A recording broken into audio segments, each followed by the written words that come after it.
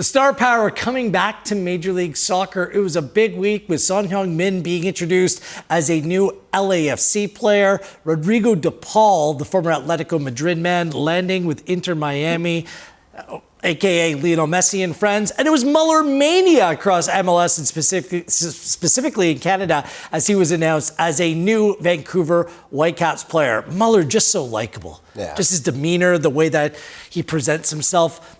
Let's get to it. 3 big moves across Major League Soccer. Which one of those signings, KJ, do you think is going to have the biggest impact of the 3? Wow. I'm astonished with the DePaul signing. I am. Nothing. That's how Jordan Wilson wears his shirt on a normal day. I just couldn't believe they were able to pull that off. Like, this is a player that is just still in his peak. Seems unfair. Sorry. 31. Yeah. Go ahead. I don't know logistically how they. Yeah. Sorry. Go ahead, Casey. It's an astonishing signing. I think all of them have got the potential to be very successful in their own way. And we talked about Muller excessively last week and why we love that signing, and we're just so excited now it's official. By the way, Muller travels to Vancouver on Wednesday, and the introductory press conference will be Thursday, so that'll be a special day in BC as well. But I left the one out for a reason, because I think the last but not least is Son Heung-min. I think he's going to be marvellous. You know, at 33, I know that they said he's lost a little bit of an edge in the Premier League, but I think that's fine for Major League Soccer. Premier League. Yes. Honestly, I hope they play him through the middle. His intelligence, his runs, his speed, his commitment. You can see there what a likable guy he is. And I think that when we get into this, we may get into this too, is that when you look at clubs and you not just sign players, you sign individuals and what their commitment is. And we talked last week with Muller's impact on what he'll have on the other team. I think LAFC have got a diamond there. I think he's going to be marvellous for them. And as I said, at 33, could have a good 3 or 4 years. It could be one of the most impactful signings in MLS history. What do you think? Well, I think one of the most impactful signings in MLS history, but obviously with the Canadian lens, but I just think in general, is Muller to Vancouver Whitecaps. I honestly think he's just going to bolster that side and make them dangerous. But I think when I look at the MLS and you have these stars that come in from Europe and other leagues, it's about the stats. And when you look at a player to actually take over games and score goals and free kicks, it has to be Son. Like the way that he plays, KJ already talked about the age that he's at. He still has a few more years of life and just actually taking over games. Of course, De Paul is a great player. I actually really love him in the midfield. But you just look at the plethora of options and the riches that Inter Miami have. When you think about a team and a franchise, I still think Muller's the top of the list. You know, Inter Miami don't have domestic players. I don't even know how that works. I know people are fired up about this, but like, I don't care so much because I like when big name, very good players end up in Major League Soccer. I think it's good for the league. Once upon a time, this was a focus. Yeah. Even like 10 years ago when the Pirlos and the Lampards and the Drogbas and the Zlatans came, I thought it brought some cachet. It brought something to the table. Then the focus shifted very much to development. Young, domestic players, younger players that you can then sell on for a fee. Now the pendulum's swinging back the other way. I think that Lionel Messi has a big role to play in that as well. What do you make of that, KJ? Is this a proper direction for the league to be going right now? I'm not quite sure it's going there. I know what you say about what you're saying there. I thought MLS moved in a different way when they got away from Pirlo, Gerrard, Lampard. Go get Acosta, Zelarayan, these kind of players, right? Where you think Hernandez and Columbus, where for me, they can really take Major League Soccer as a talented team and a group to another level. You know, contending for Champions Cups, right? Going head to head with the Mexican audience and developing that as a league. You know, my biggest concern with MLS has been consistent for a long time is the lack of jeopardy.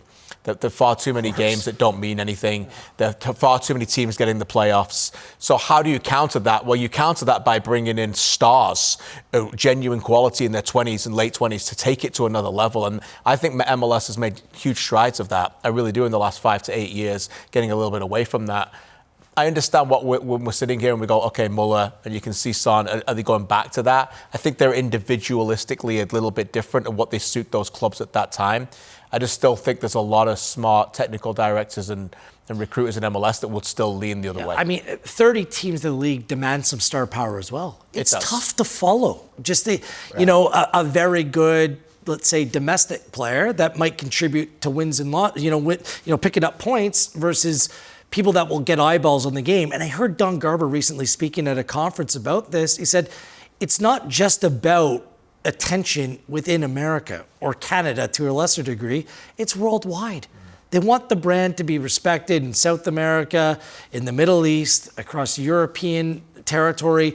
And I guess bringing in names like that is part of the overall master plan. And it'll just be interesting to see if the rules, some of the restrictive rules, loosen up to allow more of that to happen. I think you can do two things at once. That's what I'm trying to say. No, I think so. And I think the attractive quality that the MLS has is the fact that it's an American league. Like, it sounds very simple, but I've always talked about it when I lived in Denmark, whatever it is, everyone's like, why are these players going to MLS at the time that they do? I just think when you grow up in Europe, you're almost envious or curious about the lifestyle that's going on in America, and the New York, the LA, and Miami. You just want to see what it's about. So I think those two things play hand in hand when you talk about the MLS and the players that want to come here and play. It's like you want to see what that life's about. You kind of know what it's like in Spain or Italy or England. Yeah. You kind of want to come here and just be there for a while and kind of make this your new home. And getting someone like DePaul at 31 is part of that too, right? Like, this is a player, an elite level UEFA Champions League player, World Cup player, winner, and he's making the decision at 31. Now, we all know why, but making the decision to come to MLS to play, that can only help if he's going to be committed to the cause. So it's not just moves from Madrid to Miami. What about Denver, Colorado to Toronto, Ontario? Georgi Mihailovic was named and presented as the newest Toronto FC player, and all it cost TFC was $8 million plus $1 million more in add-ons. His introductory press conference went Friday. Let's hear from Toronto FC's new number 10. When I hear Toronto FC, all I think about is the treble, trophies, the MVP players before me. And you think of just a massive club that was how it was when I first came into the league. And that thought alone drew me immediately. When I heard this idea came apart and to me, I quickly tried to grab it, quickly thought of playing here, helping the team for how many years I'm here for, and to be a part of that history and to help get Toronto back to the top of the league. It's such an interesting move on a number of different levels. I want to cover a couple of them right here, right now. $8 million. I can't get that out of my head, that TFC have spent $8 million on a 26-year-old player who can be a foundational piece for the club. But just the more you think about this, is $8 or $9 million money well spent on a player of Mihailovic's quality and really profile, Jordan? I mean, it's tough to say. What type of Mihailovic are we getting? The 2021, the 16 assists, the position that he plays and the player that he is, he could be worth that price tag. I just have questions around who's the supporting cast for him. And is he going to be a guy that has that product going into next season, but also finishing off this year? So it's tough for me to say. I said for sure that for a DP, you got to just chill for a bit if you're TFC. But if you're bringing a player with this quality that you can bet on, that everyone seems to love and adore, and he just puts up numbers, then maybe they're getting it right, KJ. I mean, KJ, you can like the player and still think that's a lot to spend on said player. Yeah, I agree with that. You could say that. I think it's a really good signing. And I spoke to quite a few people about this week, but Jordan alluded to it, and I think this is important. It's a key piece. It's not the big piece, and it's not the missing piece. It's a key piece. And I really think that is really, really important. It is the turning and the evolution of the club. And you have to get a playmaker in who's going to work really hard, has the right kind of attitude. And for everyone I speak to, he does. And it's no longer about putting players on billboards for TFC. It's about winning games. Like, people will say, oh, Bill Bernardeschi, he's talking about Bernardeschi's number 10. Well, if you're a TFC fan and you spent all this money on this club the last few years, you hope that player is 5 times the player that Federico Bernardeschi I am with you. He has to be, by the way, regardless of what Bernardeschi accomplished or accomplishes in Europe.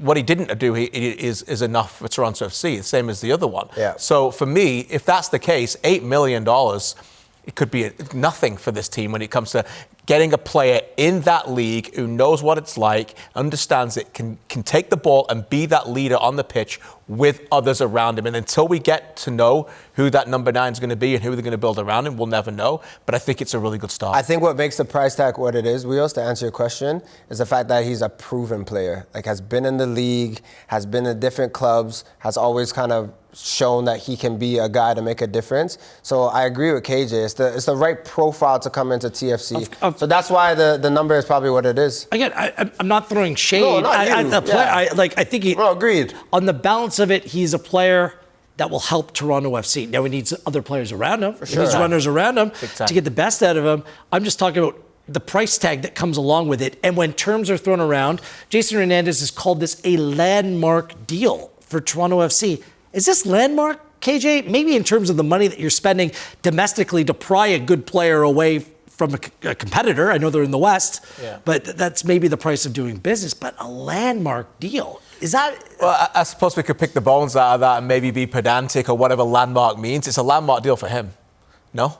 Like, for Jason Hernandez, this is his big step forward now, is it not? Like, for him as being this, with this new era of Toronto that's FC. fair. That's right? fair. It's a landmark move for him. There's also been the word new evolution of this club, right? As he turn around, I think it certainly fits the profile of the way that Robin Fraser wants to play. But again, we will not know until what follows this, whether it's a good signing or not. But I think, as you know, back to our point about before with MLS, like, in terms of how competitive it is and the ability to get in the playoffs, like, next season, they have to get in. Like, this cannot be another 2 or 3 year rebuild. Yeah. That is very, very important. That's the thing. They might need a rebuild. Like, Vancouver Whitecaps are spending money, salary-wise, about that on Muller to try to win now.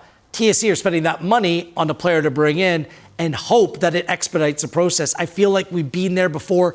We've got there in a different way. 17 players with no contract for next year, though. So they've got chances to do it. Lots of flexibility, and we'll see just how big of a piece he can be. By the way, I don't blame the CF Montreal players or fans for being exceptionally angry about this. Wow. You know, just a rival club that doesn't sit well. All right, OSD, One Soccer Direct. Tuesday, Thursday, Friday this week? I think so. I believe. Because we have Can Champ Wednesday. Yes. And I got a day off Monday. I got to get my hair cut. Nice. For Can Champ on I got to do some landscaping. You're going to do it? Well, I'm going to get someone else to do it. It's sipping on lemonade. One Soccer Direct. Follow us on YouTube and give us a like while you're there. Oh, Canada, oh baby, coming up still on the show as well on Match Night.